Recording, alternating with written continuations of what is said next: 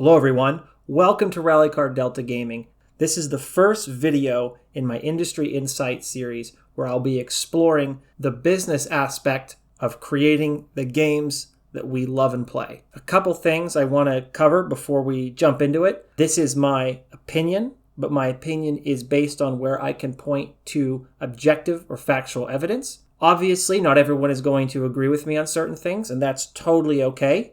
I'm here to share my opinion, my knowledge, and the information that I have about running a large organization. And if you disagree with something I say, that's okay too. My point with these videos is not to change your mind, but rather to give you a perspective of somebody who has many years of professional project management and project leadership experience, and how that experience has shaped my views of the video game world. And before I conclude this opening, let me state that I know game developers both personally and through various acquaintances, and I've spoken with them on many of the subject matters that I will cover in these videos. With that out of the way, let's do this.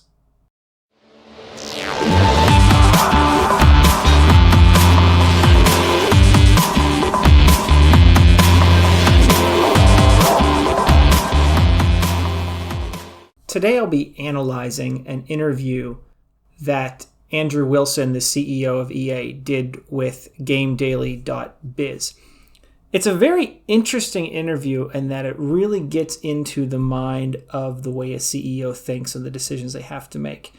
And a lot of props to Game Daily for covering a lot of different aspects of the video game industry with Andrew Wilson, particularly when it comes to games that didn't launch the way they wanted to, layoffs, microtransactions. So what I'm going to do is I'm going to kind of pull out some of the bigger points in the article, and I'm going to go down through them and give you my reaction to them as someone who is a business professional, someone who understands how corporate America works, and kind of cover some of the finer points that Andrew Wilson gets into.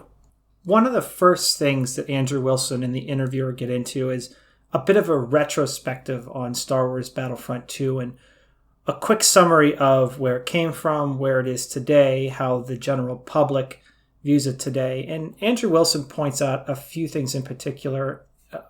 Case in point, their Net Promoter Score is up, and a lot of that came within the last year. And their Net Promoter Score being up basically means that the game is more accepted and that people are saying good things about it overall. The most interesting portion of this part of the interview comes where Andrew Wilson says, "I'd like to believe that a lesser company would have just tossed it and moved on." And what he's referring to is the debacle with the monetization system from essentially what was the beta to the release of the game. And I think it's fair to say that because EA definitely took a hit on the monetization system, and the system that's in there now, I can say with almost near 100% confidence, is probably not generating the revenue that they had originally intended for the game. Because if you remember, the original monetization model was nearly essential to progression. So it really pushed the player or encouraged the player to say, hey, you better buy some more loot boxes because it'll make your character better. What probably would have made sense in the case of scrapping the original monetization system would have been to look forward and say, well, we don't have this income predicted coming in anymore, or this revenue. So we're going to patch this, we're going to update that, we're going to release this new mode, and then we're going to scale the game back. But anyone who's been around Star Wars Battlefront 2 the last couple of years knows that that's not the road that they went down. They kept up with updates. It received several more modes and features that people had been asking for. And today depending on whether you like the combat in it or not, it's a pretty well-received game. If you go around the forums or Reddit or whatever, you'll see that people are just generally playing it. They don't hate it. They're not complaining about the monetization system.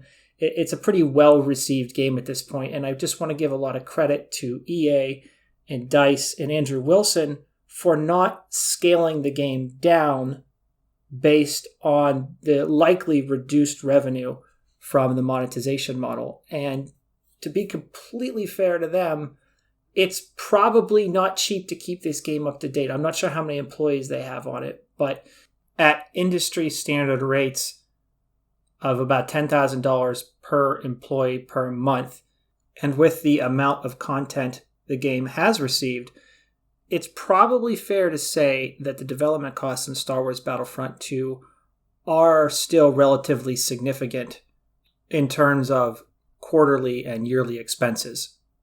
The last note I'm going to make on Star Wars Battlefront 2 before I move on has to do with the investor report from fiscal year 19 Q4. It is only mentioned once, and it's in the robust live service plans summary that I think it's Andrew Wilson says that they're going to continue delivering content for. They mentioned we will also continue delivering new content for Star Wars Battlefront 2. This is a good and bad sign overall because it points to the fact that EA still has plans for the game. But with all of the other things that EA mentioned in the investor report, it does seem that Star Wars Battlefront 2 is kind of at that point where they're at the crest of development. And probably what we'll see moving forward is more content and more delivery, but we may see that pace slow down. Internally, EA is probably going to pull employees from that project and put them somewhere else. So I wouldn't be surprised over the next couple of years as if you see the content on the game slow down. But it does look like they're going to continue to produce content for it, though perhaps at a slower rate. So moving on to the next section where Andrew Wilson talks a lot about EA's culture and their value system.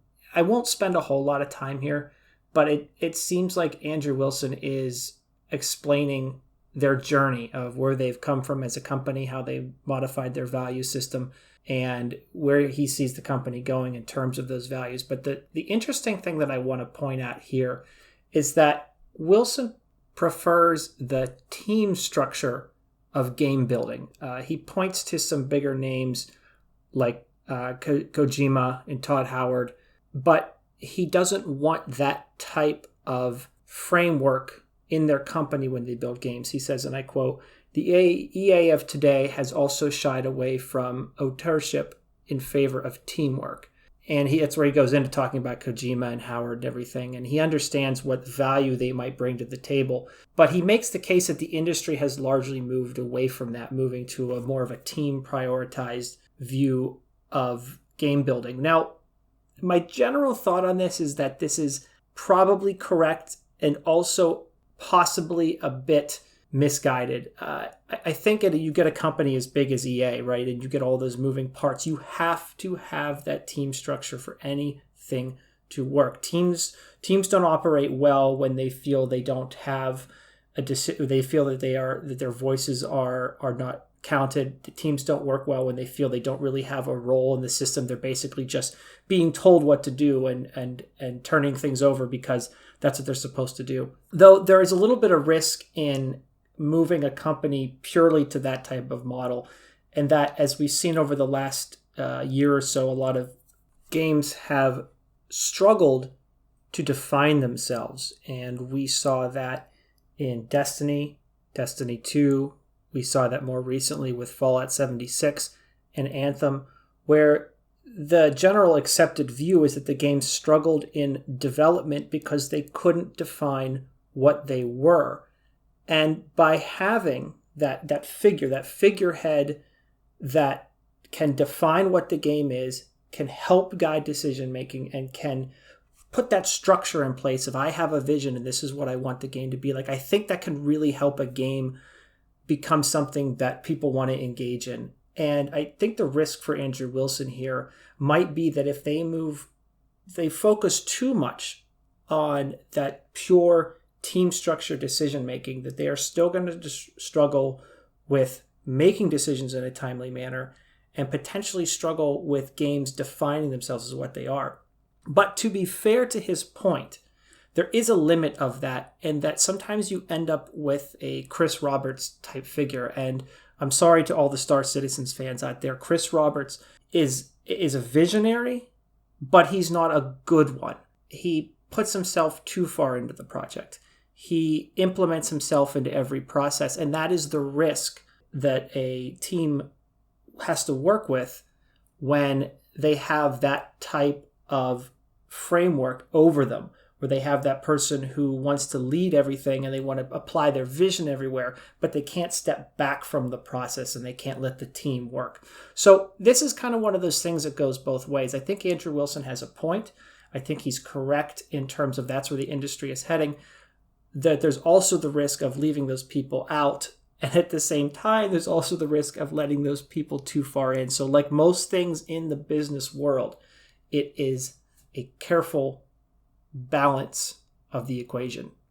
At this point in the article, Andrew Wilson and the interviewer get into Anthem. This is probably the part of the interview that's going to cause the most heartburn with people, because I think there's some things that Andrew Wilson says in here that are accurate, but I feel like they're going to be misunderstood. So I want to cover a few of these things in this section. Right off the bat, I want to put out that one of the things Andrew Wilson essentially avoids talking about is where Anthem struggled in development. He doesn't reveal a lot in this interview about what happened with those first few years, where, if we can believe the reporting from Jason Schreier over at Kotaku, where Anthem kind of floundered for 3 or 4 years with defining itself and what it was. And I want to say that I don't think Wilson touched on that like he should have. But let's look at the rest of his comments. So Wilson gets into trying to explain what the goal of Anthem was. And of course, as most of you have played it or read, it was bringing this BioWare story-driven experience together with a loot-based, what we know now is loot-based experience, but what ended up being a shooter. And I think his notes are generally correct. They finally were able to kind of glue things together, but about the 30 or 40 hour mark, maybe even less than that, to be fair to the people that are out there that are criticizing the game, that's where the game kind of falls apart. And generally speaking, if you've played the game, I think that's correct. I think the game opens well, and the open world is fun, the flying is fun, but after you grind through the story and you grind through a little bit of the Elder game, the game really starts to fall apart because it struggles to define itself what it is at that point, right? There's like these little story blurbs, and then there's this loot grind, which isn't very fleshed out, and Andrew Wilson goes in to kind of cover that. I'm paraphrasing here, but what he describes is how the game kind of falls apart there, where the folks who wanted that enriching BioWare story, that part isn't really fleshed out. And then the folks who wanted to play the game as an action looter shooter and continually to grind out for better gear and take on harder challenges, that's not fleshed out either. He makes the comment here, I expected that this game would have meaningfully advanced the action component that we've seen in games like Destiny before, and I don't feel that it has. And this is the part where Andrew Wilson gets into what's next for Anthem. And he makes a pretty compelling case, and he's very candid about this. He says, if we believe that at the very core the world wasn't compelling, or we believe at the very core that the characters weren't compelling for people, or that the javelin suits weren't compelling, or traversing the world and participating in the world wasn't compelling, then provided we hadn't made a promise to our players, we might not invest further.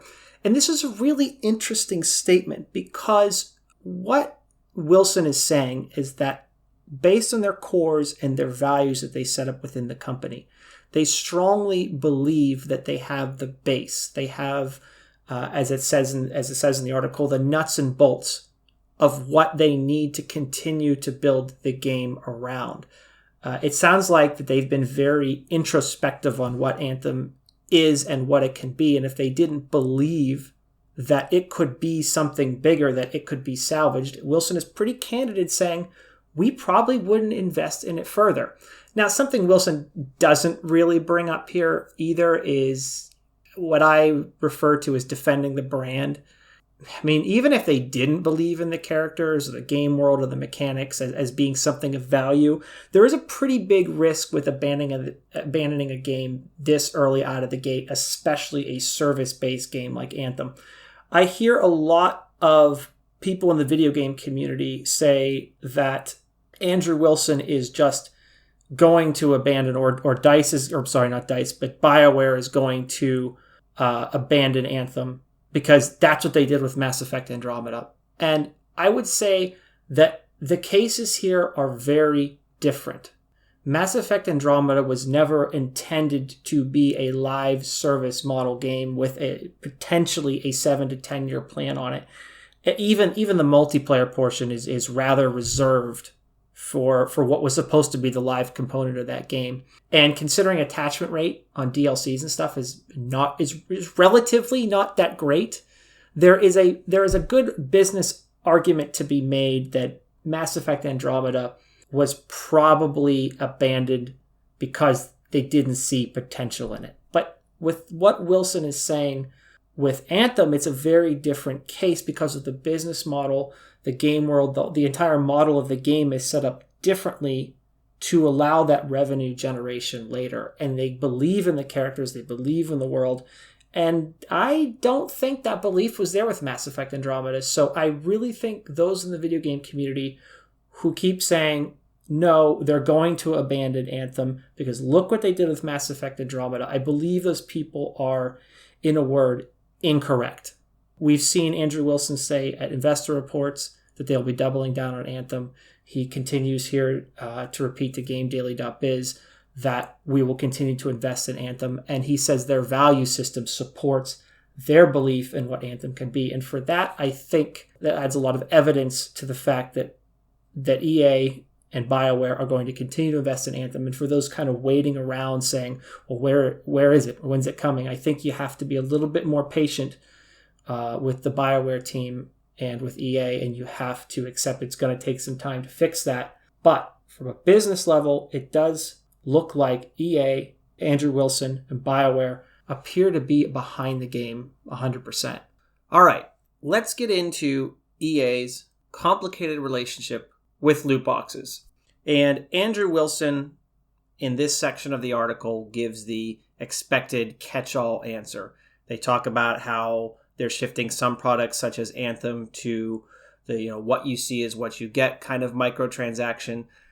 He continues to allude to trading cards in FIFA as card packs, as referenced by a story that he gives here about KISS trading cards. But of course, the more obvious analogy is something like a baseball card or a football card, with the obvious side effect here that card represents power within the ecosystem of FIFA Ultimate Team. And as most people in this position do, Andrew Wilson beats the drum of the fairness, choice, and fun mantra that usually follows the implementation of microtransactions. Andrew Wilson and the interviewer end this section of the interview by discussing some of the legal challenges behind loot boxes, and Andrew Wilson gets into how they're working with governments and regulators to explain what in their view loot boxes are and what they aren't. And near the end, he goes on to talk about the tools that currently exist inside PlayStation, Xbox, and Origin and other platforms. And he goes on to explain how they will use their games and their platforms to try to bring those tools to the surface to give parents, guardians, whatever it may be, better control over their quote-unquote digital lives of their children.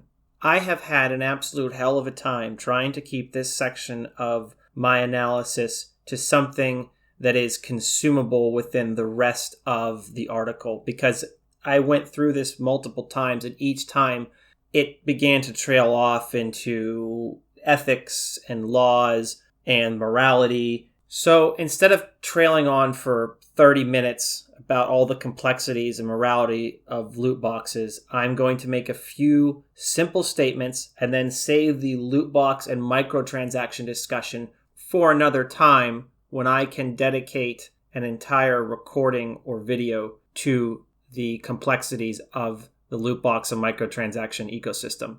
So again, a few quick statements on microtransactions and loot boxes. 1, anyone demonizing microtransactions and or loot boxes, or one of the two, with blanket statements saying this is all wrong and needs to be removed from gaming is, in a word, incorrect, as the revenue generated from such transactions is very beneficial to developers. And it's not just a conversation about putting a ton of money in the publisher's pocket. 2, the argument around think of the children when talking about children's exposure to potential gambling mechanics or akin to gambling mechanics such as loot boxes. I don't like the argument overall because I think it's a controls discussion. As with most things in life, whether it be a casino or it be driving or whatnot, the children aspect should be a portion of the conversation where we talk about controls. It shouldn't be the piece of the conversation that says we need to remove XYZ because children may be exposed to it. Because if that were the basis of how we decided to do things, then much in life would be hard to view or enjoy or utilize because children might be exposed to it. So again, think of the children as a controls discussion, not really a loot box morality discussion. 3, mental illness and the negative impact of microtransactions and loot boxes. I have absolutely no doubt in my mind that the folks speaking from experience who have struggled with their mental illness when it comes to spending in-game, whether that be a microtransaction or loot box, are speaking genuinely. I have absolutely no reason to doubt them, and we shouldn't doubt them because there's absolutely no reason for them to make those stories up. However, it is disingenuous to make the claim, like some have, that loot box and microtransaction systems are implemented with the intention of abusing those that suffer from mental illness. Why do I say that? Because the system would fall apart if it was simply preying on those that struggle from mental illness. It's essentially a numbers game. If you look at the rate of gambling addiction and similar mental illnesses, and you apply that to the money that the industry makes in the microtransaction and loot box space, the two numbers can never meet to create the kind of revenue that is being generated in this space. I don't have a good answer here, and I don't think a lot of people do. We can be better than we are now. And let me be clear in that the publishers and developers who are utilizing these systems have to think about the implementation of such systems and the impact on people. But we can be better. There can be more controls. We can be more transparent. We can be better with the edge cases that drive a lot of the conversation. But the conversation and the implementation of such systems should not be demonized by edge cases. And finally, number 4, developers and publishers are not implementing microtransactions and loot boxes in a vacuum. Everything that I've talked about today, and even Andrew Wilson talked about in the original interview, has to be part of the conversation moving forward. We've got to talk about better controls. We've got to talk about the implementation of such systems, especially when they are blatantly over the top, such as we saw with the Star Wars Battlefront 2 implementation.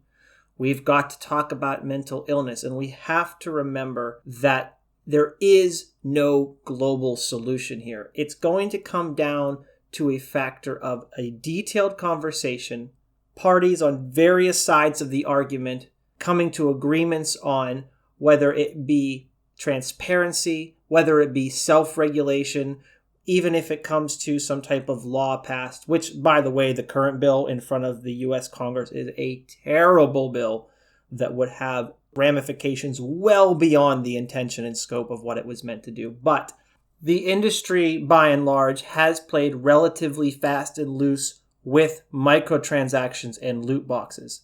There has to be a conversation here, and we need to make sure we stick to the details and not use global sweeping statements to create a solution that would ultimately harm the revenue stream that developers rely on to create the big, immersive, large experiences that we have come to expect, especially from the AAA industry. The next to last part of the interview is Andrew Wilson talking about the future of where EA is going and the results of the fiscal year 2019 financial situation. There are two things I'm going to touch on here, and that is leadership and layoffs. So as for the leadership piece, as you read the interview, you see Andrew Wilson continuing to reiterate the fact that he believes in the products they are building and that he continually reinforces to his employees that he believes in the products they are building, despite of the negative connotation or view that EA finds itself in. And I think this is really important. It may seem silly or trivial to people to read this in an interview and perhaps even say, well, of course he's going to. But believe it or not, this is a big problem at large organizations and large companies. The larger an organization, the easier it is to build a disconnect between executive management and employees. And it's good to see Wilson reinforcing the game aspect of the company, the games, the brand, the I believe in what you're doing aspect down to his employees, because it may seem strange to some people, but this is one of the easiest things for a large organization to screw up. And it's good to see Wilson reinforcing that down the company, so to speak. You have to remember that this article doesn't exist within the vacuum of GameDaily.biz. EA employees will be reading this, and EA employees will be affected by what they read here. And Andrew Wilson is carefully choosing his words here and making sure to reinforce to the general public that he believes in what they are doing. Now on to the more complex part of this section, and that is the layoff of 350 company employees. And I really encourage you to read Andrew Wilson's words here, because they're not just fluff. They represent important aspects of layoffs, particularly when it comes to prolonging the longevity of the company. One of the biggest misconceptions when it comes to layoffs, particularly when you look at the influencers and even games media that is analyzing this space, is that for whatever reason, whatever the reason may be, people confuse company revenue with the ability to keep people employed. So, for example, if a company has on the books enough people to keep those 350 people employed, they should have kept them employed. But that's not how layoffs are determined, because here's where the critical misunderstanding lies. Layoffs are a result of production. Layoffs are not a result of revenue, at least directly. So what the heck am I talking about when I say that layoffs are a result of production, not directly a result of revenue? Well, I'm just going to try to keep this as simple as possible, and hopefully you can extrapolate up from here. Suppose for a second that you are a CEO of a large organization that makes two products. You have product A and product B. Product A is very successful. It sells around the world. It generates a ton of revenue for the company, and it is your biggest, most successful product in your product lineup. Product B, on the other hand, has really struggled to gain a foothold.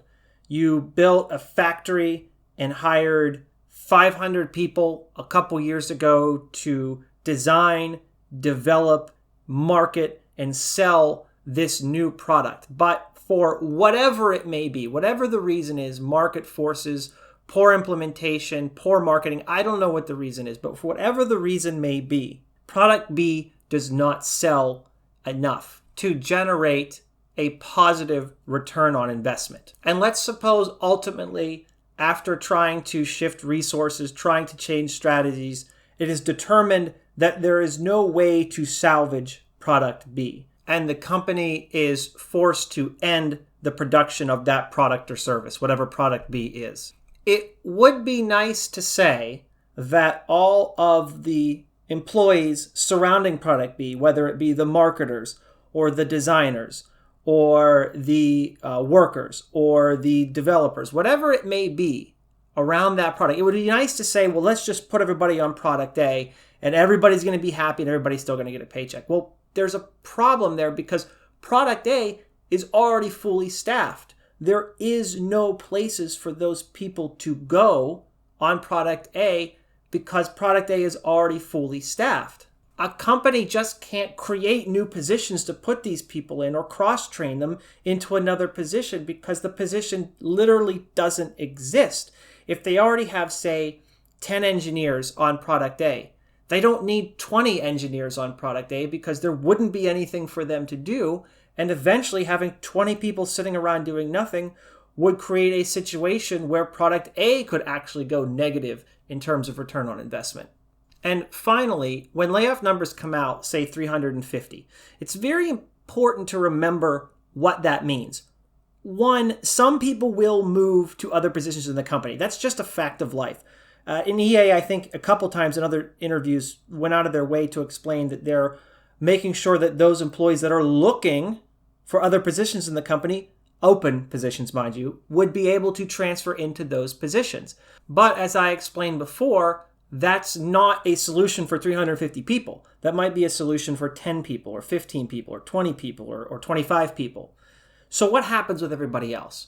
Those people who are lucky enough to work for a large organization such as EA almost always receive some type of severance package. And the severance package has usually a 2 or 3 month pay in it. It has training and learning opportunities that the company will pay for, particularly for different positions that people may have been laid off from.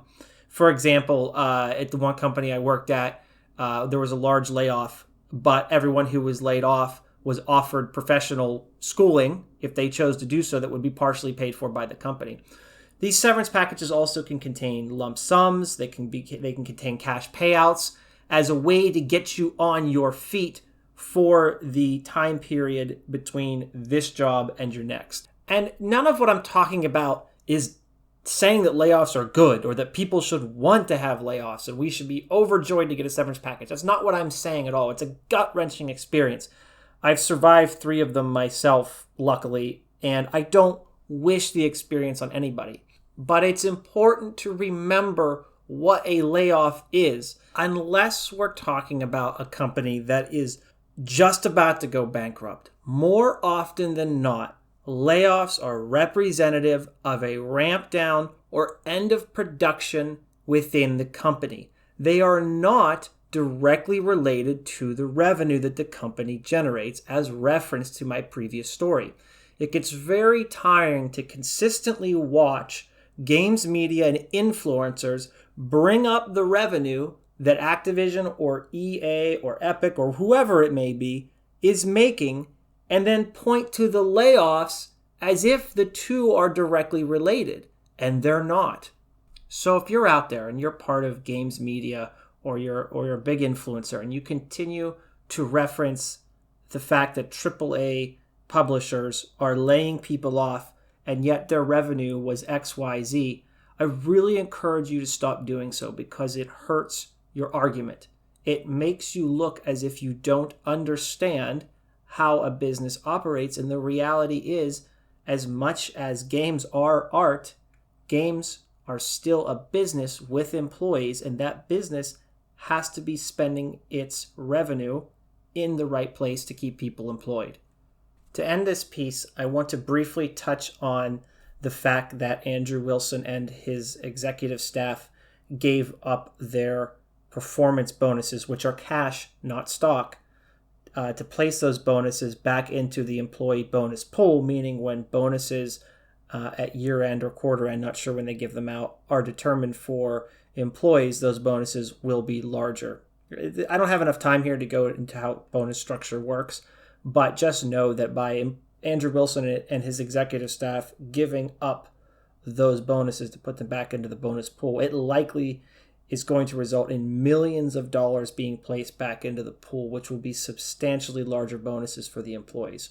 I have seen in several places Andrew Wilson and by association his executive staff criticized for being wealthy and giving money to the employee bonus pool. It's a very odd argument to make that just because somebody is wealthy, that something that they do isn't good enough. I guess I just don't understand the end game with this argument. If we're going to demonize or criticize or attack people for being wealthy, and then criticize or attack people for giving up some of that money to give it to other people, then what is the expectation? It doesn't make any sense to criticize somebody for being wealthy and then criticize those same wealthy individuals when they do something that is unarguably good? In this particular situation, it's putting money, their own cash, into the employee bonus pool.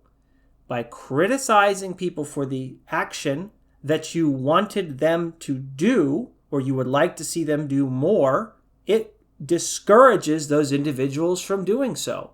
And it's a good thing that Andrew Wilson ignores the negativity and ignores the criticism from the outside, because it says to him, no matter what you do, or no matter what you change about yourself or how you decide to move your cash within the organization, it's never good enough. And that is why I do not like that line of criticism. It's disingenuous because it has no logical conclusion.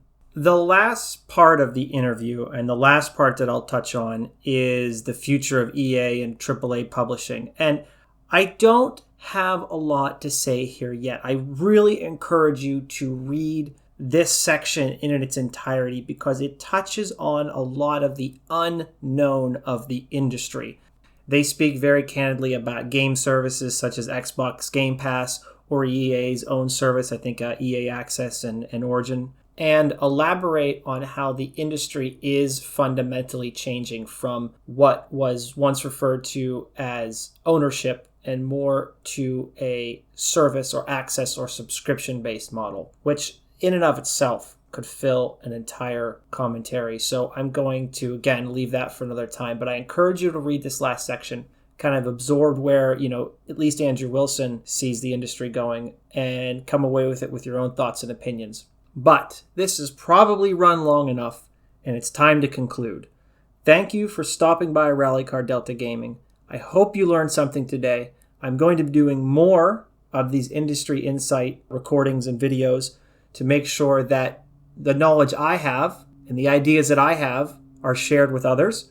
You may agree, you may disagree with me. That's totally okay. I appreciate you stopping by and listening.